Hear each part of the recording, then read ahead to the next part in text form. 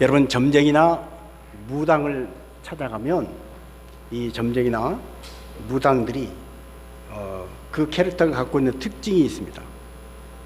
그 점쟁이나 무당들의 특징 중에 하나가 뭐냐? 무조건 반말을 쓰는 거예요. 그리고 뭐 되든 안 되든 한번 푹 던져봅니다. 예를 들면 이런 것입니다. 점을 보러 갔는데 딱 들어가면 점쟁이가 뭐라고 그래요? 들어오자마자 집 앞에 대추나무 있지? 없는데요? 있었으면 큰일 날 뻔했어. 이런 식이에요. 툭 던져놓고, 그런데 그렇게 툭툭 던지는 그 한마디 말에 사람들이 반말로 툭툭 던지는 그 말에 점쟁이니까, 무당이니까, 그러면서 기본적으로 접고 들어가는 것이 있습니다. 그래서 그 말 가운데 뭐 하나가 마음에 딱 와닿으면, 생각이 와닿으면 그거 붙잡고 그것에 속박이 되는 거예요. 붙잡히는 거예요. 빨간 옷 입으면 안 돼. 그럼 그 다음부터 빨간 옷을 못 입는 거예요. 아, 내가 빨간 옷 입어서 그런가? 괜히 가는 곳마다 내가 빨간 옷 잘못 입어서 그런 거 아닌가? 거기에 마음이 붙들려서 자유함이 없고, 그 점쟁이 말, 무당의 말 자꾸 밤에 자다가 생각이 나고, 그래서 할 수 없이 가서 돈 몇백만 원 내놓고 부적 써서 그 사갖고 오는 거예요. 여러분, 이 말도 안 되는 미신, 이 무지함, 정말 그런 속에 얽혀있는 우매함, 이것으로부터 우리는 벗어나야 할 줄로 믿습니다. 특별히 저와 여러분은 예수 그리스도를 영접한 하나님의 백성, 성도입니다. 성도는 그런 우매함에서, 그런 미신적인 것에서 온전히 자유해야 한다는 거예요. 많은 사람들이 사주팔자 궁합을 얘기를 합니다. 남자 여자가 만나서 다른 것 맞추어 살기도 힘이 드는데, 이놈의 사주팔자 궁합 보느라고 그러지 않아도 다른 것 맞추어 살기도, 지금 이 사람이 정말 나하고 같이 살 사람인가, 성격 포함해서 여러 가지 맞추어 그거 조합해 보기도, 그거 확인하기도 바쁘고 힘든데, 사주 봐야지, 팔자 따져 봐야지, 궁합 봐야지, 이건 도대체가. 오늘 우리가 그런 사주 팔자 궁합뿐 아니라 살다 보면 별것도 아닌 사소한 문제부터 시작해서 여러 가지 어려움들, 고민들, 이런 것들이 우리의 생각을, 우리의 마음을, 우리의 선택과 결정을 자꾸 가로막고 발목을 잡을 때가 있습니다. 이제 우리 저 앰프를, 믹서기를 디지털로 바꿀 때가 온 것 같아요. 이게 처음에 이게 소리가 잘 안 들리다가 좀 조절을 하면 이제 그대로 잘 가야 되는데, 조금 얘도 이 아날로그가 시간이 지나면서 이제 열이 받으면 그때 정신을 차리고 막 소리를 막 빨아들이니까 소리가 똑같이 놔두는데도 불구하고 갑자기 소리가 또 커지잖아요. 자, 우리는 이 세상에 살아가면서 돈 때문에, 건강 때문에, 지식이 없어서, 정보가 없어서, 또 자연 환경 때문에, 사람들 사이에서 내가 인정받느냐 인정받지 못하느냐 그런 명예 때문에 바람 잘 날이 없는 그런 삶을 살아갑니다. 오늘 여러분 평안하셨습니까? 아무 문제 없습니까? 그러면 예 목사님, 나는 아무 문제가 없어요. 평안해요. 완벽해요. 모르겠습니다. 지금 짧은 순간 그렇게 말할 분이 혹 있을지 모르겠습니다만은, 여기 앉은 대부분의 우리 모두가 아이고 말도 말아요. 지금 내가 지금 건강 문제가 지금 내가 버티고 있는 거예요. 말도 말아요. 지금 내가 재정적으로 지금 압박감을 받고 있고, 내가 지금 우리 자식 때문에, 내가 지금 우리 직장에서 이런 문제 때문에 아이고 지금 골머리 아파요. 밤에 잠이 안 와요. 한두 개씩은 다 나는 추워서 옷깃을 여미지만 옷깃 여며도 소용없을 만큼 내 속살을 파고드는 찬바람처럼 내 마음속에 파고드는 그런 문제와 어려움들이 다 있을 것입니다. 여러분, 그러나 우리는 기억해야 합니다. 우리는 그것들을 극복해내야 합니다. 그것들에 져서는 안 됩니다. 오늘 빌립보서 4장 13절에 내게 능력 주신 자 안에서 내가 모든 것을 할 수 있느니라 그랬습니다. 내가 모든 것을 할 수 있다는 거예요. 어떤 문제든 간에 그거 극복하고 이겨내고 승리할 수 있다는 거예요. 그런데 그것이 내 능력으로 된 것이 아니라, 내 실력으로 된 것이 아니라 무엇으로 된다고요? 내게 능력 주시는 자 안에서, 예수님 안에서 하나님이 은혜 주시고 하나님이 힘을 주시고 하나님이 능력 주시면 그 힘과 능력으로 나는 이겨낼 수 있다는 것입니다.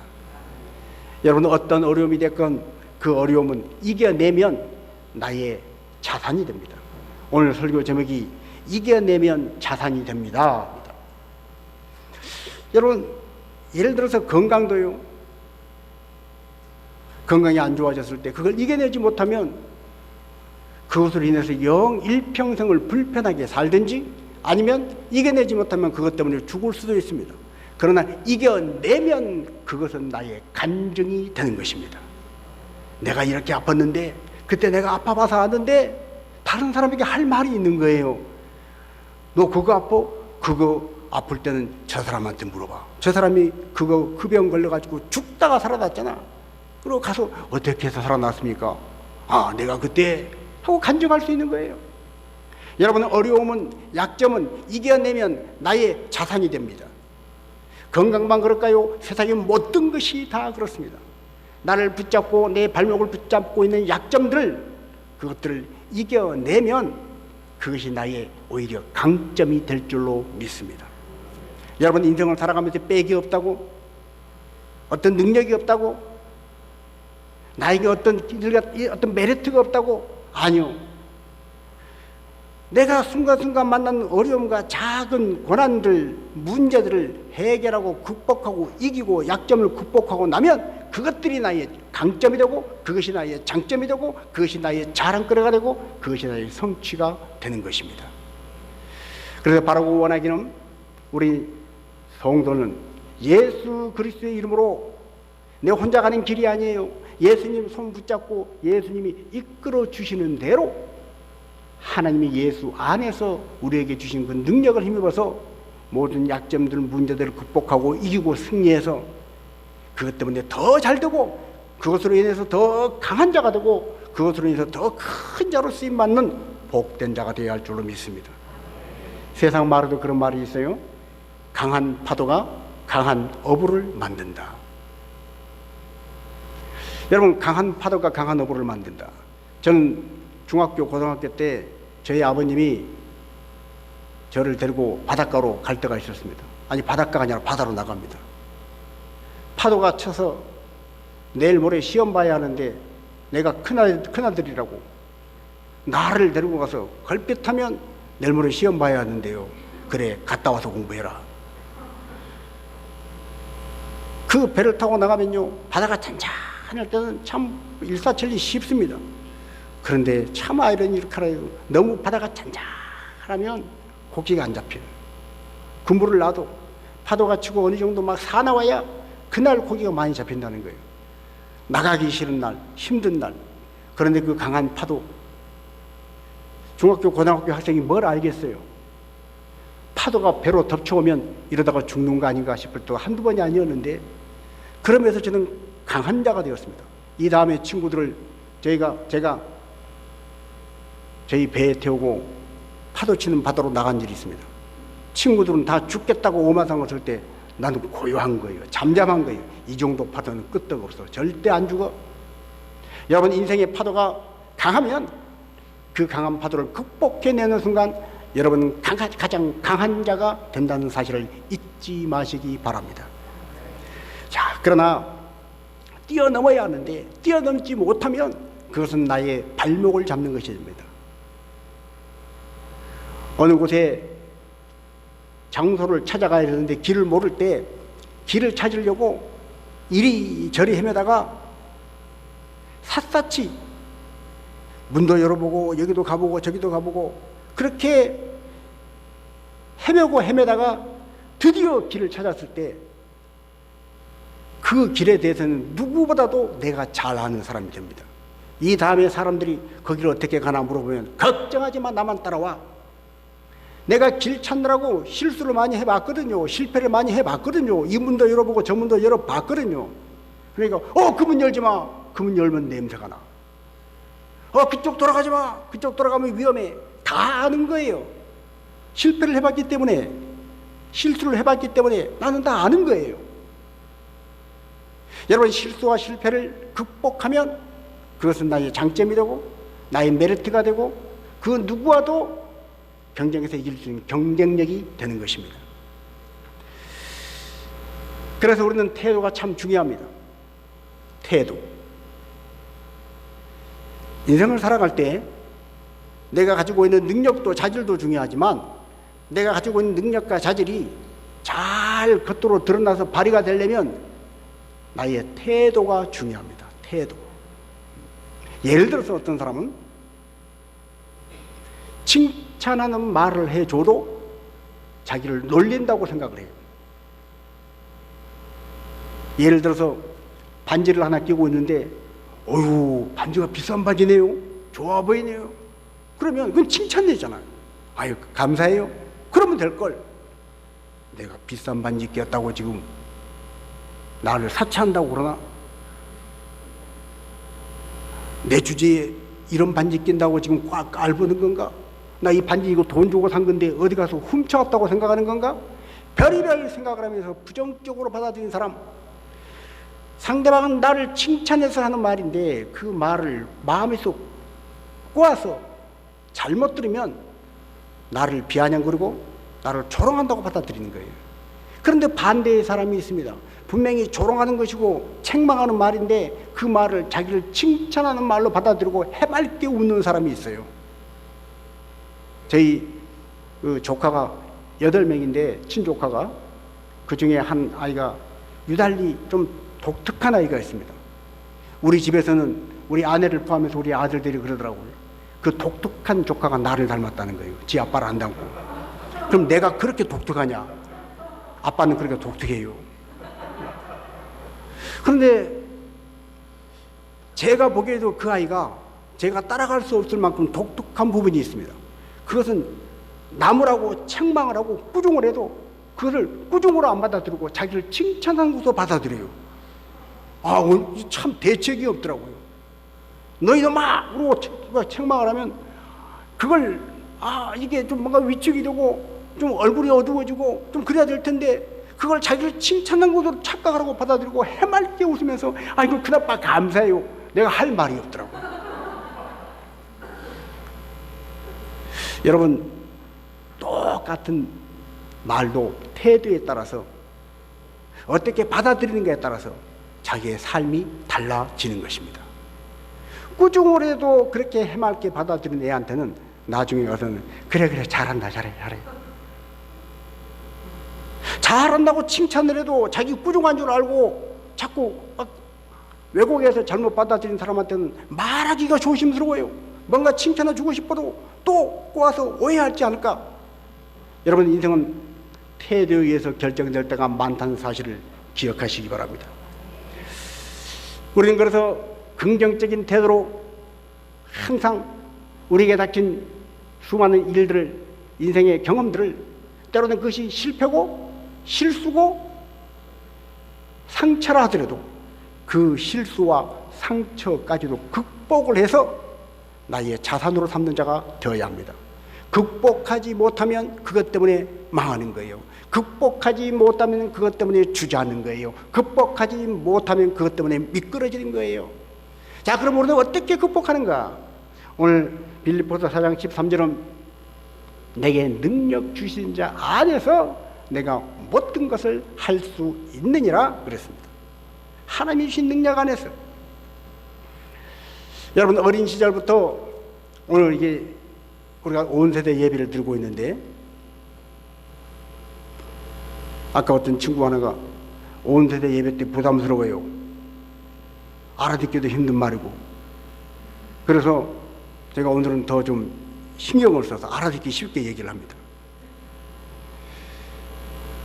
어린 시절부터, 어릴 때부터 많은 경험들, 많은 여러 가지 이 삶의 문제들을 만날 때마다 그것들을 극복하고 이겨낸 경험이 있는 사람은 이후의 인생을 멋지게 살아갑니다. 그러나 극복하지 못하면 어두운 그늘이 되고, 극복하지 못하면 그것에 마음이 눌려서 일평생을 살아가게 되는 거예요. 자, 우리는 몇 가지 극복해야 할 일들이 있습니다. 성장 과정에서 이러저러한 여러 가지 극복해야 될 많은 일들이 있는데, 어른이 돼서 생각해 보면 어릴 때 그거 아무것도 아닌데 그거 가지고 집착을 했어요.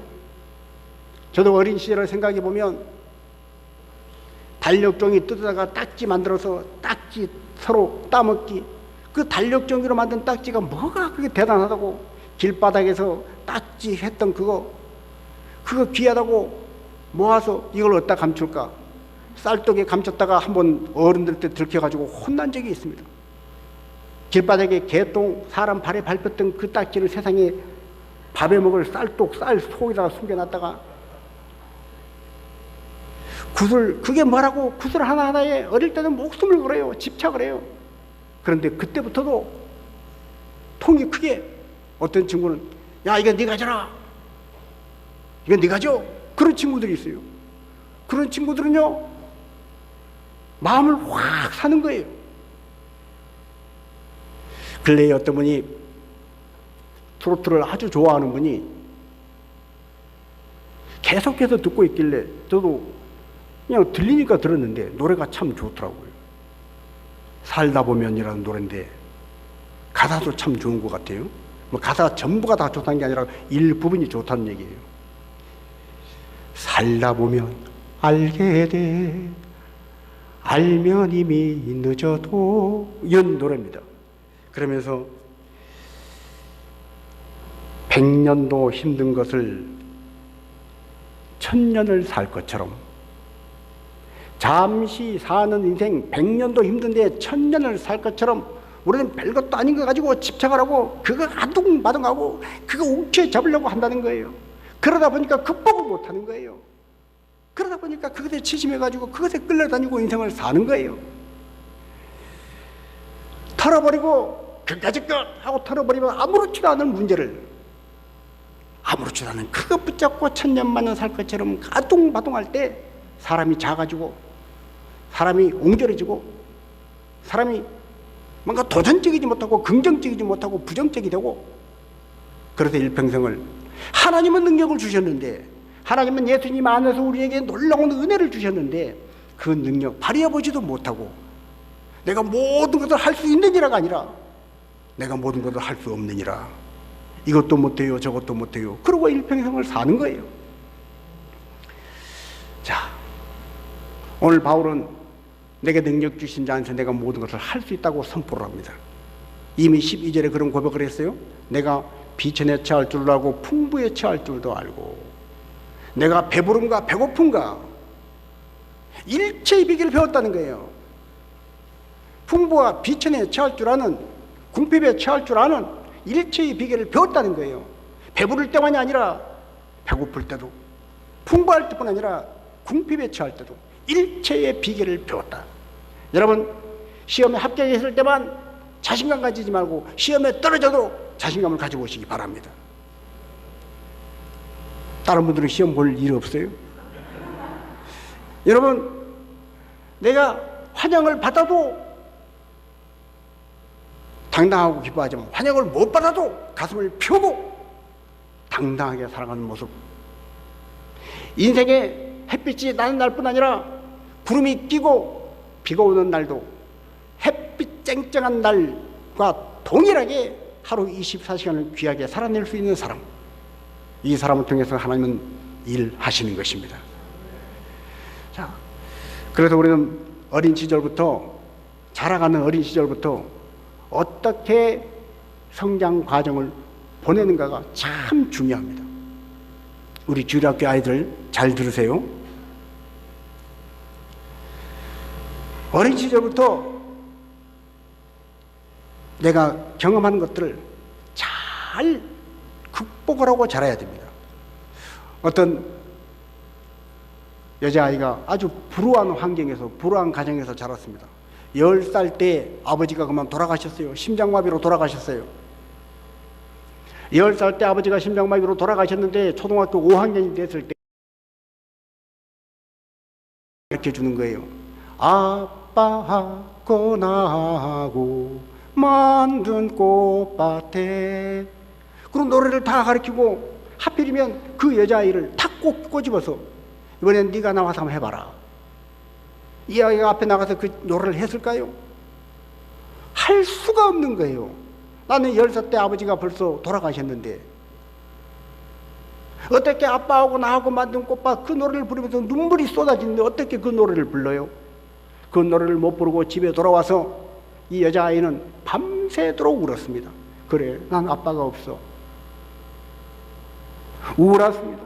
우울하고 얼굴에 그늘이 지고, 그런데 이 아이가 교회에 나가서 기도하고 예배드릴 때 하나님이 이 어린 딸에게 말씀해 주신 거예요. 얘야, 내가 네 아버지다. 하나님께서 내가 내 아버지요. 육신의 아버지들은 해줄 수 있는 일이 한계가 있지만 나는 너에게 모든 걸 다 해줄 수 있어. 그때부터 이 어린 아이의 이 마음이 활짝 피는 거예요. 어릴 때 아버지가 돌아가셨지만 그로 인해서 하나님 아버지를 모시고 더 좋은 믿음으로 하나님을 잘 믿는 신앙인으로 자라서 그가 지금은 하나님을 자랑하고 하나님을 드러내는 간증자로 살고 있는 것입니다. 자, 그것뿐이 아닙니다. 사람이 살다 보면 장애를 입고 태어날 수 있습니다. 불편한 장애. 근데 태어나면서부터 장애도 힘들고 어렵지만 더 힘든 건 살다가 장애를 입는 거예요. 멀쩡하게 살았는데 어느 날 갑자기 몸에 장애가 찾아오면 견딜 수가 없습니다.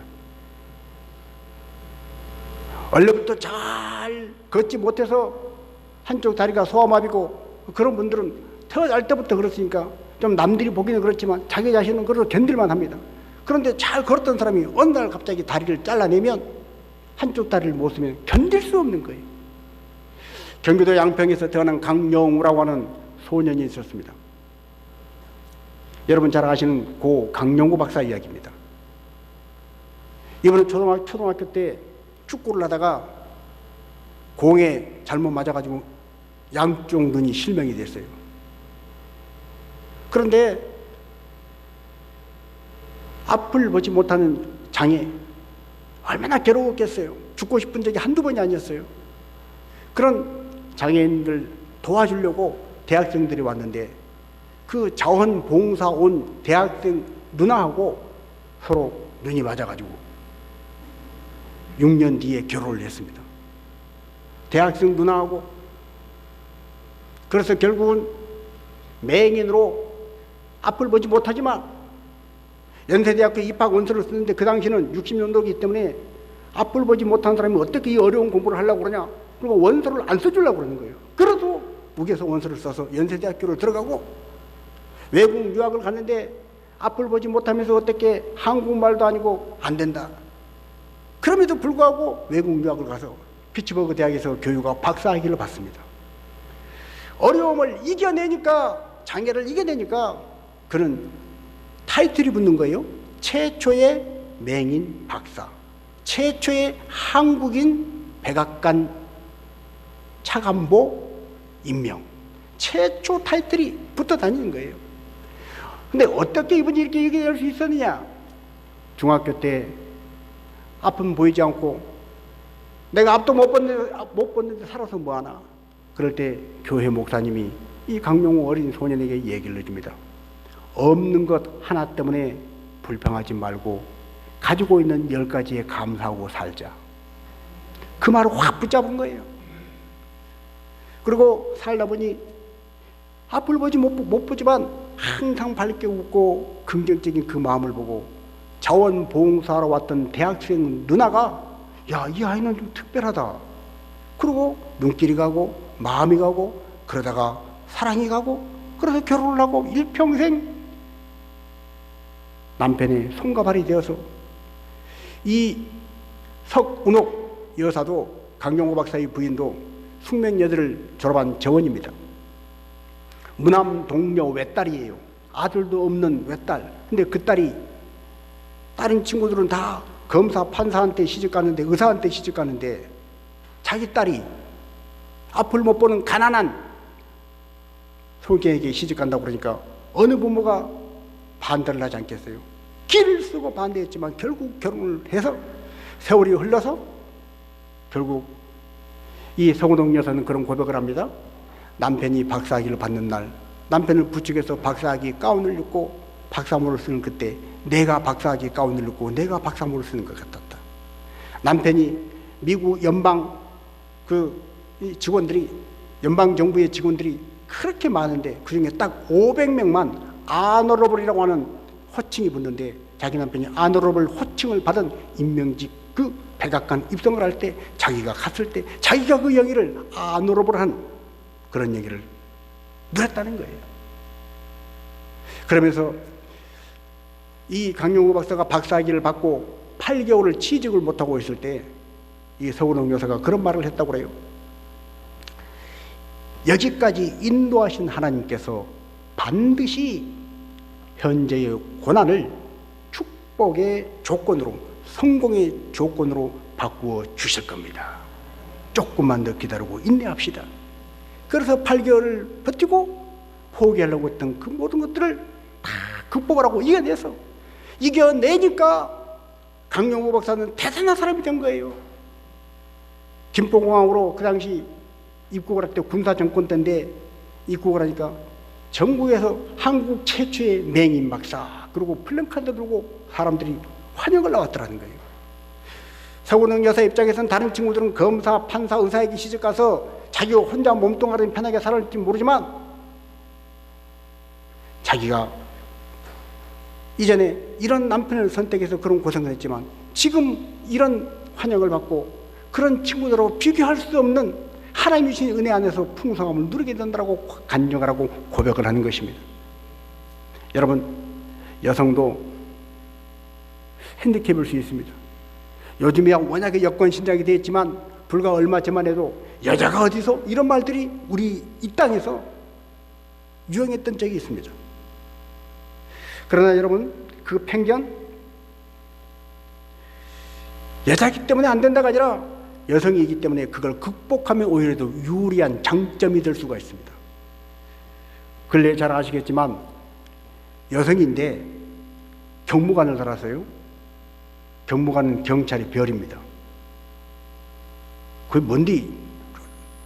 여러분, 경찰에서 총경만 되면 옛날엔 경찰서장을 했어요. 물론 지금은 직급이 많아져서 총경 가지고 경찰서장 못하지만 고시를 합격하면 옛날에 총경을 줬어요. 근데 총경 위에가 경무관입니다. 도대체 어떤 직급을 줘야 놀라실래요? 경무관이라니까. 여성으로서 경무관이 됐다니까요. 그리고 여성으로 비행기 모는 파일럿이 되고요. 여성으로 이번에 며칠 전에 뉴스에 보니까 육군 군수사령부에 김소영 준장 장군으로 진급을 해가지고 대통령에게 상정금을 받더라고요. 어떻게 이렇게 됐나? 그분들은 여성이기 때문에 여자가 무슨 이거에 포기하지 않고 남성에게 없는 섬세한 리더십, 부드러운 리더십, 온유한 리더십, 어머니 같은 리더십으로 부하들의 마음을 확 산 거예요. 그래서 부하들이 잘 따르는 거예요. 그래서 그렇게 아무런 군대 같은 경우로 남자들은 무조건 명령이야 이럴 때 이분들은 가서 그 엄마처럼 누나처럼 부드럽게 병사들을 잘 돌봐줘서 사고가 나지 않고, 그래서 진급이 착착 돼서 여성임에도 불구하고 장군이 되고 여성임에도 불구하고 유리천정을 깨고 오히려 여성이라고 하는 핸디캡을 극복하니까 그것이 강점이 되었다는 거예요. 성경에도 드보라라고 하는 여성 사사가 나옵니다. 그 당시는 여성이란 말도 아니에요. 여자가 어디서? 그런데 감히 사사를 해요? 이스라엘 민족의 지도자가 돼요? 하나님 백성의 우두머리가 돼요? 이거 말도 안 되는 거예요. 그런데 그 드보라가 여성이라는 핸디캡을 극복하니 하나님이 귀하게 쓰시더라는 거예요. 어느 날 가나안 왕 야빈의 군대장관 시스라가 대군을 이끌고 전쟁할 때 그 시스라를 물리쳐 이스라엘 민족을 구하라는 하나님의 명령이 내렸습니다. 두보라는 여성이지만 그 당시 그래도 남자 중에 똘똘하다고 하는 사람 바락을 불러서 하나님이 이렇게 말씀하셨다. 하나님이 이기게 해주신단다. 시스라, 저거 겁낼 것 없다. 철병거 겁낼 것 없다. 하나님이 우리를 도와주시면 우리가 이긴다. 가라. 그런데 바락이 뭐라고 그러냐, 두보라 여선지자에게 당신이 나하고 같이 가면 내가 가고 같이 안 가면 나 안 갈래요. 바락은 남자입니다. 그래도 그 중에 눈에 띄는 괜찮은 남자예요. 그런데 그 바락이 아무리 인간적으로 잘나고 인간적으로 드러나 보여도 하나님 말씀에 대한 신뢰가 없고 말씀에 대한 믿음이 없으니까 정말로 극단적인 상황에서는 자기 힘만 의지하고 사니까, 자기 능력만 의지하고 사니까 그럼 못하겠는데요? 이 얘기하는 거예요. 두보라가 뭐라고 그래요? 좋다, 내가 너하고 같이 간다. 그러나 내가 너하고 같이 가지만 이번 전쟁에서 이기고 승리할 때 하나님이 너를 써서 위대하게 사용하시려고 그러는데 너는 쓰임받지 못한다. 이번에 시스라, 이 가나안 왕 야빈의 군대 장관 시스라는 네 손에 죽는 게 아니라 한 여자의 손에 죽을 것이다. 그 예언처럼 정말로 이 시스라는 헤벨의 아내 야벨이 죽입니다. 쉽게 말하면 여자들이 다 해먹은 거예요. 남자에게 기회가 왔는데 남자는 등 떠밀리듯이 그냥 여자들이 만드는 자리에서 꼭두가시처럼 이렇게 자세만 잡았지 여자들이 다 해먹은 거예요. 여러분, 지금하고 같은 시대가 아닙니다. 그 당시는요, 남자라는 것 하나만으로도 벌써 다 자격이 주어지고 남자라는 그 이유 하나만으로 하나님께서 딱 보장해 주시는 거예요. 여자라는 것 때문에 무시당하고 여자라는 것 때문에 자격이 없다고 박탈당하는 시대예요. 그럼에도 불구하고 그 당시에도 그를 극복을 했더라는 거예요. 자, 우리가 살다 보면 열등감, 이런저런 열등감들이 우리의 발목을 잡을 때가 있습니다. 여러분, 열등감은 반드시 극복해야 할 줄로 믿습니다. 어떤 형태의 열등감이든지 그걸 극복을 해야 우리가 하나님 앞에 귀하게 쓰임받는 인생이 되는 것입니다. 자, 에웃이라고 하는 사사를 보십시오. 에웃은 왼손잡이였어요. 왼손잡이는 그 당시는 장애인으로 취급받았습니다. 말도 안 되잖아요. 왼손 쓴다고 장애인이라는 거예요. 우리식으로 표현하면 부정 탔다는 거예요. 그런데 왼손잡이 에웃이 왼손잡이기 까닭에 해낸 일이 있습니다. 모압 왕 에글론을 공부를 갖다 바칠 때 그 당시 당연히 왼손으로 칼을 들어서 치르자고는 상상을 못한 거예요. 오른손으로 공부를 들인 척하고 왼손으로 모압 왕 에글론을 단칼에 쳐 죽여서 이스라엘 민족을 구원하는 사사가 바로 에웃입니다. 여러분, 약점은 극복하면 강점이 됩니다. 실패나 실수의 경험도 극복하면 그것이 자산이 되는 것이에요. 여러분, 입다를 보십시오. 입다는 기생의 아들이었습니다. 기생의 아들이기 까닭에 그 당시에 형제로부터 무시당하고 멸시당하고 손가락질당하고 집안에서 쫓겨났지만, 그런 입다가 기생의 아들이기 까닭에 밑바닥부터 고생을 하면서 모든 경험을 토대로 자기의 모든 삶을 차근차근 쌓아갔을 때 때가 되매 이스라엘 민족이 그 입다에게 와서 우리가 암몬 자손을 물리쳐야 하는데 우리가 힘이 없습니다. 당신이 좀 해주시오. 여러분, 기생의 아들은 그 당시 핸디캡이고 약점이지만 그것을 극복해냈더니 암몬 자손을 무찌를 때 선봉장이 되어서, 그러면 내가 너희의 우두머리가 되겠느냐, 내가 너희의 대장이 되겠느냐. 그러고 말고요, 우리 대장하십시오. 한때 무시하고 손가락 찌르고 쫓아냈던 사람들이 입다가 대장이라고 그 앞에 머리를 조아린 것입니다. 여러분, 신약에서도 디모데는 몸이 약한 사람이었습니다. 디모데는 나이가 어렸습니다. 그것은 약점입니다. 그러나 그 약점을 극복할 때 네 연수함을 업신여기지 않도록 해라. 나이가 어리다고 해서, 몸이 약하다고 해서 그것이 약점이 아니라 그 약점을 뛰어넘을 때 디모데는 위대한 하나님의 사람으로 쓰임받았던 것입니다. 여러분, 바울을 보십시오. 바울은 한때 핍박자였습니다. 예수 믿는 사람을 잡아 죽이는 핍박자, 그건 일평생 바울을 따라다니는 핸디캡입니다. 다메섹 도상에서 예수님을 만나서 예수님을 믿었지만 나는 예수님을 열심히 믿고 예수님을 누구보다도 잘 믿고 충성하고 싶은데 바울에게 끊이지 않고 따라다니는 그 꼬리표는 뭐냐? 핍박자라는 거예요. 그러나 그걸 극복할 때, 그걸 극복해냈을 때 바울은 기독교 사상 최고로 하나님 앞에 위대하게 쓰임받는 사도가 되었던 것입니다. 여러분, 극복하고 이겨내면 그것은 나의 자산이 됩니다. 우리는 그것으로 인해서 크게 쓰임받게 되는 것입니다. 우리는 여러 가지 많은 것들을 극복해야 합니다. 이겨내야 합니다. 그러나 가장 중요한 것, 우리가 극복해야 할 중요한 것 하나가 바로 교만입니다. 교만. 교만을 극복하라고?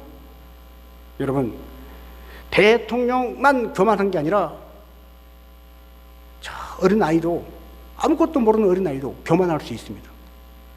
재벌집 회장만 교만한 게 아니라 지갑에 1,000원짜리 하나만 갖고 교만할 수 있습니다. 내가 1,000원짜리 갖고 있는데 저 사람은 500원밖에 없어. 그것 가지고 교만한 거예요. 여러분, 이 교만을 극복해야 쓰임받습니다. 교만을 극복해야 하나님의 은혜로 채워주십니다. 자, 베드로전서 5장 5절 6절 말씀과 같이 한번 있습니다. 젊은 자들아, 이와 같이 장로들에게 순종하고 다 서로 겸손으로 허리를 동이라. 하나님은 교만한 자를 대적하시되 겸손한 자들에게는 은혜를 주시느니라. 그러므로 하나님의 능하신 손 아래에서 겸손하라. 때가 되면 너희를 높이시리라. 아멘. 때가 되면 높이시는 하나님, 그 하나님은 믿고 그 하나님 앞에서 겸손하라는 거예요. 우리의 교만이 극복되어야 합니다. 우리는 살다 보면 순간순간 교만해지려고 합니다. 교만을 극복하지 못하면 내 마음에 불평이 나와요. 불만이 나와요. 사람들을 없이 여기고, 교만을 극복하지 못하면 감사가 나오지 않고 불평이 나옵니다. 교만을 극복하지 못하면 만족을 못하는 거예요. 그래서 우리는 기도해야 합니다. 교만을 극복해서 하나님 앞에 겸손한 자가 되어서 하나님이 높이시는 사람이 되어야 할 줄로 믿습니다. 자, 그래서 베드로전서 5장은 5절 6절 이렇게 말씀하시고 7절 8절에 연이어 이렇게 말씀하십니다. 7절 8절 같이 읽습니다. 너희 염려를 다 주께 맡기라. 이는 그가 너희를 돌보심이라. 근신하라, 깨어라. 너희 대적 마귀가 우는 사자같이 두루 다니며 삼킬 자를 찾나니 너희는 믿음을 굳건하게 하여 그를 대적하라. 이는 세상에 있는 너희 형제들도 동일한 고난을 당하는 줄을 압니다. 아멘. 믿음을 굳건하게 하되 어떻게 하라는 거예요? 깨어 근신하라는 거예요. 한마디로 깨어서 기도하라는 거예요. 왜 기도해야 하는가? 우리가 인생을 살다가 상처받고 걸려 넘어지고 실수하고 실패하게 하는 많은 것들, 그것이 돈이 됐건 건강이 됐건 명예가 됐건 어떤 것이 됐건 간에 그런 것들이 나를 넘어뜨리고 나를 실수하게 하고 나를 상처받게 하는 그런 것들은 거의가 대부분 우리에게 염려로 다가옵니다. 여러분, 감기만 걸려도 불편하지 않아요? 감기 걸렸는데 이게 죽을 병 아닌가? 한 20년 전에 저하고 같이 있었던 전도사님 한 분이 지금은 목사한테로 받았는데 아주 저보다 많이 후배입니다. 어느 날 갑자기 얼굴이 심각해요. 목사님, 나 아무래도 죽을 병 걸린 것 같아요. 가만히 들어보니까 감기 증상이에요. 근데 밤에 혼자서 아주 총각이고 혼자 있다가 감기 증상 때문에 이러다 죽는 게 아닌가? 그 생각을 자꾸 반복해서 하니까 아이고, 내가 죽을 병 걸렸나 보다. 이렇게 되는 거예요. 여러분, 건강도 물질도 인생의 여러 가지 모든 것들이 내가 그걸 극복해내면 성공하고 극복해내면 강한 자가 되지만 극복하지 못할 때 나를 어쩌면 실패자로, 나를 패배자로 만들 수 있는 그것들이 거의 대부분 우리에게 염려로 다가온다는 거예요. 그럴 때마다 우리가 해야 할 건 뭡니까? 기도하는 것입니다. 그 염려를 다 주님께 맡기고 기도하는 거예요. 하나님, 건강의 문제는 물질의 문제가 어떤 문제건 하나님 앞에 맡깁니다. 이 염려를 주님께 맡깁니다. 기도하고 나아갈 때 하나님이 지키셔야, 하나님이 보장해 주셔야 우리는 그것을 극복할 수가 있는 것입니다. 이렇게 극복해낼 때 우리가 승리할 수 있는 것입니다. 우리가 기도해야 할 또 한 가지 이유는 뭐냐? 우리가 아무리 열심을 다하고 최선을 다해도 하나님이 도와주시지 않으면 그 최선과 그 노력에 결실이 맺힐 수가 없습니다. 사람이 100%를 다한 것 같고 100%의 노력을 다한 것 같아도 100%가 100% 되게 하기 위해서는 하나님이 허락하신 은혜가 있어야 할 줄로 믿습니다. 우리 교회에서 가까운 어느 교회에 그 집사님이 아주 교회에 충성하신 분이라고 그래요. 남편을 전도하려고 그러는데 남편이 말을 안 듣는 거예요. 아직 젊은 나이인데 남편이 뭐든지 자기가 마음만 먹으면 다 할 수 있으니까 자신감이 충만해요. 건강도 물질도 뭐 부족한 게 없습니다. 자기 관리도 잘합니다.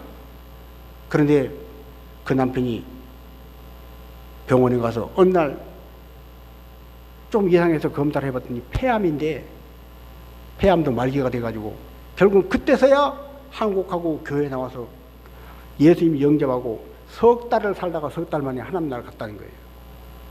근데 그 얘기를 들을 때 우리가 그렇구나 하고 유심히 들어야 할 이야기가 뭐냐, 이분은 젊은 나이입니다. 관리를 잘했습니다. 돈도 기본적으로 있습니다. 단 하나 불만이 자기 부인이 교회 가서 너무 열심히 한다는 게 이것만 불만이에요. 그러면서 교회만 다니지 말고 나같이 운동을 해. 그러면 새벽마다 열심히 운동을 했다는 거예요. 자기 관리를 얼마나 잘하는지 몰라요. 그런 그가 그렇게 관리를 잘했던 거예요. 어떻게 폐암이 걸렸나? 그가 교회에 나와서 하는 말이, 그렇게 새벽부터 열심히 하루도 안 빠지고 운동도 하고 먹는 거 관리 철저히 잘하고 자기 관리에 대해서 누구보다 잘했던 건데 그가 새벽에 나가서 마스크를 안 쓰고 달리기를 한 거예요. 코로나 시대에 사람들도 별로 없고 어차피 밖에 나가면 운동할 때는 달리기 하려니까 마스크를 벗고 했는데 벌써 새벽에 미세먼지가 가장 많다네요. 그 미세먼지 빨아들여서 마스크 안 쓰고 달리는 바람에 그것 가닥에 폐암 걸린 거 요것밖에는 다른 이유가 없다는 거예요. 담배도 피우지 않고 술도 하지 않고 자기 관리를 철저히 잘한 사람, 이 사람은 그렇게 철저히 자기 관리해서 100살은 보장받은 사람인데 어떻게 그가 50대의 나이에 죽었는가? 여러분, 인간이 아무리 100%의 노력을 잘하고 철저하게 해도 그 100%의 하나님의 은혜가 임하지 않으면 결실할 수가 없다는 거예요. 그래서 우리는 기도해야 하는 것입니다. 하나님, 내가 한날 한날 주어진 삶을 최선을 다해서 열심히 살 때 기도하겠습니다. 에브라함 링컨은 미국에서 가장 존경받는 대통령입니다. 그는 하원 의원 선거에 떨어졌어요. 주지사 선거에 또 떨어졌어요. 상원 의원 선거 또 떨어졌어요. 선거 나갈 때마다 떨어졌어요. 링컨 너는 안 되겠다. 그런데 그가 대통령 선거에 나갔습니다. 아이고, 계속해서 떨어지고 선거에 나가면 다 떨어진 링컨이 무슨 대통령 선거. 그런데 대통령 선거에 턱커덕 하고 당선이 됐습니다. 그리고 남북전쟁을 통과하고 링컨은 가장 존경받는 미국 대통령이 됐습니다. 그 링컨이 하는 말이 있습니다. 나는 또 기도하고 준비할 것이다. 그러면 하나님께서 다시 기회를 주실 것이다. 여러분, 실패하고 떨어지고 실수에 아픈 상처가 있더라도 그것을 극복하며 기도하며 나아갈 때 하나님이 그를 때가 되면 높이시고 하나님이 때가 될 때 사용하시면 이전의 모든 실패와 실수를 다 보상해 주신 하나님이 마지막 끝이 좋게 해주셔서 통화 영광 받으신 것입니다. 의사들이 수술을 하고 나서 하는 말이 있잖아요. 뭐라고 그래요? 수술은 잘 됐습니다. 참 어려운 수술이었습니다.